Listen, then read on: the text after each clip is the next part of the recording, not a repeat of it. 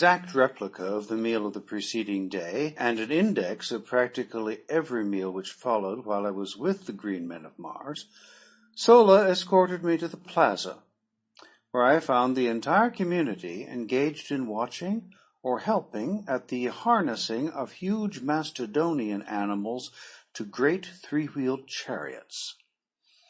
There were about 250 of these vehicles, each drawn by a single animal, any one of which, from their appearance, might easily have drawn the entire wagon train when fully loaded. The chariots themselves were large, commodious, and gorgeously decorated. In each was seated a female Martian loaded with ornaments of metal, with jewels and silks and furs, and upon the back of each of the beasts which drew the chariots was perched a young Martian driver. Like the animals upon which the warriors were mounted, the heavier draft animals wore neither bit nor bridle, but were guided entirely by telepathic means.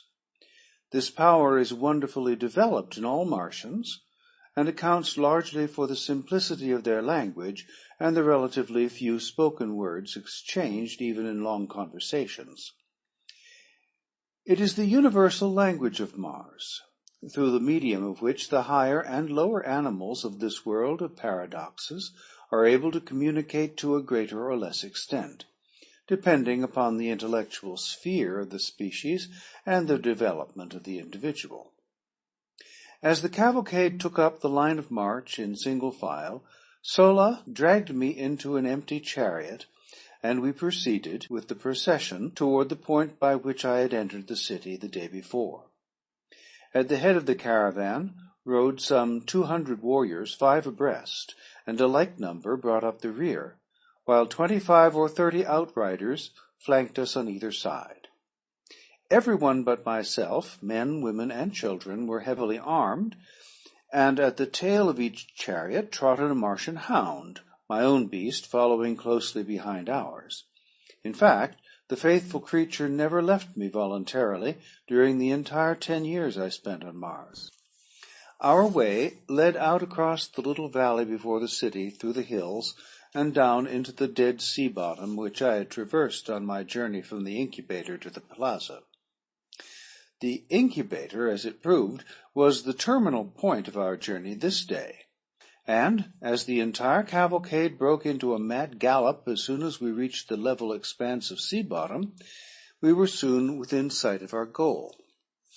On reaching it, the chariots were parked with military precision on the 4 sides of the enclosure, and half a score of warriors, headed by the enormous chieftain, and including Tarkas and several other lesser chiefs, dismounted and advanced toward it.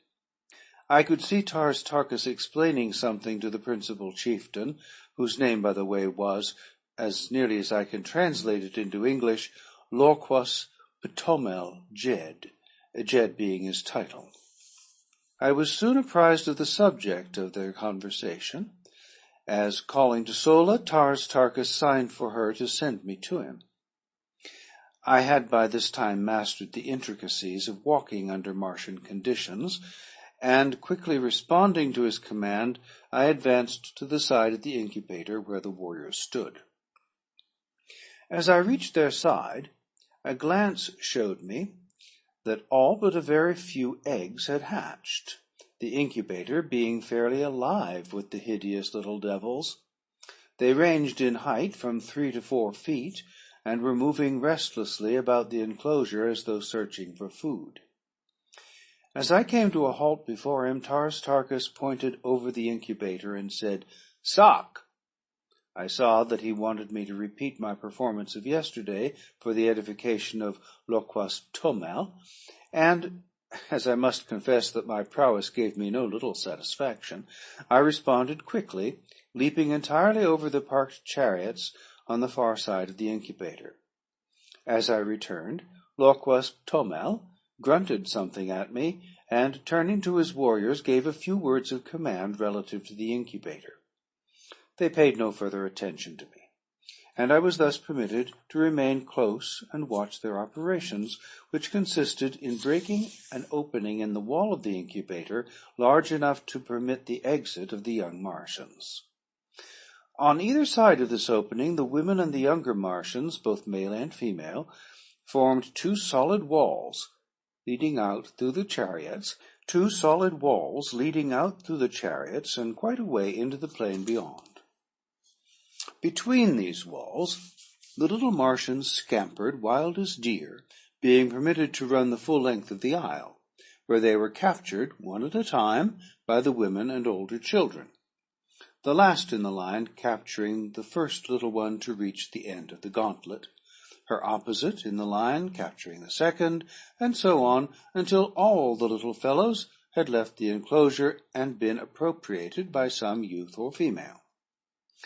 As the women caught the young, they fell out of line and returned to their respective chariots, while those who fell into the hands of the young men were later turned over to some of the women. I saw that the ceremony, if it could be dignified by such a name, was over, and seeking out Sola, I found her in our chariot with a hideous little creature held tightly in her arms. The work of rearing young green Martians consists solely in teaching them to talk, and to use the weapons of warfare with which they are loaded down from the very first year of their lives. Coming from eggs in which they have lain for 5 years, the period of incubation, they step forth into the world perfectly developed, except in size. Entirely unknown to their mothers, who, in turn, would have difficulty in pointing out the fathers with any degree of accuracy, they are the common children of the community, and their education devolves upon the females who chance to capture them as they leave the incubator. Their foster mothers may not even have had an egg in the incubator, as was the case with Sola, who had not commenced to lay until less than a year before she became the mother of another woman's offspring. But this counts for little among the green Martians, as parental and filial love is as unknown to them as it is common among us. I believe this horrible system, which has been carried on for ages, is the direct cause of the loss of all the finer feelings and higher humanitarian instincts among these poor creatures. From birth they know no father or mother love. They know not the meaning of the word home. They are taught that they are only suffered to live until they can demonstrate by their physique and ferocity that they are fit to live. Should they prove deformed or defective in any way, they are promptly shot, nor do they see a tear shed for a single one of the many cruel hardships they pass through from earliest infancy. I do not mean that the adult Martians are unnecessarily or intentionally cruel to the young, but theirs is a hard and pitiless struggle for existence upon a dying planet, the natural resources of which have dwindled to a point where the support of each additional life means an added tax upon the community into which it is thrown. By careful selection, they rear only the hardiest specimens of each species, and with almost supernatural foresight, they regulate the birth rate to merely offset the loss by death. Each adult Martian female brings forth about 13 eggs each year, and those which meet the size, weight, and specific gravity tests are hidden in the recesses of some subterranean vault where the temperature is too low for incubation. Every year these eggs are carefully examined by a council of 20 chieftains, and all but about 100 of the most perfect are destroyed out of each yearly supply. At the end of 5 years, about 500 almost perfect eggs have been chosen from the thousands brought forth. These are then placed in the almost airtight incubators to be hatched by the sun's rays after a period of another 5 years. The hatching, which we had witnessed today, was a fairly representative event of its kind, all but about 1% of the eggs hatching in 2 days. If the remaining eggs ever hatched, we knew nothing of the fate of the little Martians. They were not wanted, as their offspring might inherit and transmit the tendency to prolonged incubation, and thus upset the system which has maintained for ages and which permits the adult Martians to figure the proper time for return to the incubators almost to an hour.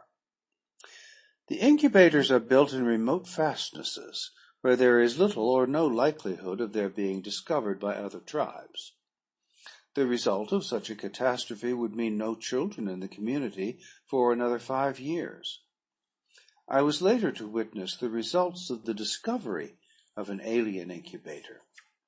The community, of which the Green Martians with whom my lot was cast formed a part, was composed of some 30,000 souls.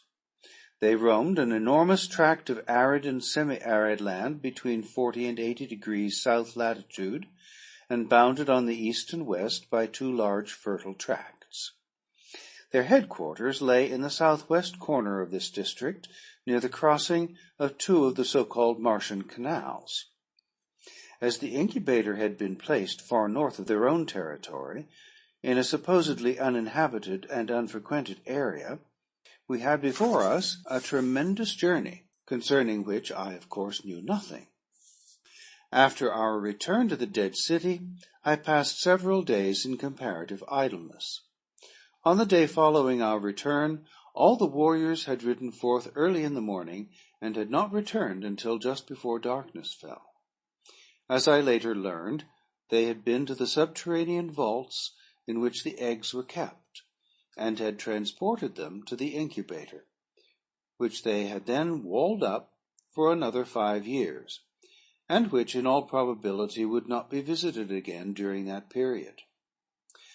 The vaults which hid the eggs until they were ready for the incubator were located many miles south of the incubator, and would be visited yearly by the council of 20 chieftains. Why they did not arrange to build their vaults and incubators nearer home has always been a mystery to me, and, like many other Martian mysteries, unsolved and unsolvable by earthly reasoning and customs. Sola's duties were now doubled, as she was compelled to care for the young Martian as well as for me. But neither one of us required much attention, and, as we were both about equally advanced in Martian education, Sola took it upon herself to train us together.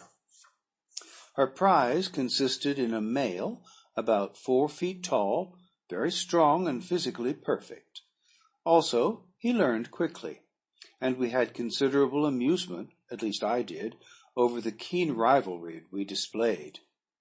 The Martian language, as I have said, is extremely simple, and in a week I could make all my wants known and understand nearly everything that was said to me. Likewise, under Sola's tutelage, I developed my telepathic powers so that I shortly could sense practically everything that went on around me. What surprised Sola most in me was that while I could catch telepathic messages easily from others, and often when they were not intended for me, no one could read a jot from my mind under any circumstances. At first this vexed me, but later I was very glad of it, as it gave me an undoubted advantage over the Martians. End of chapter 7.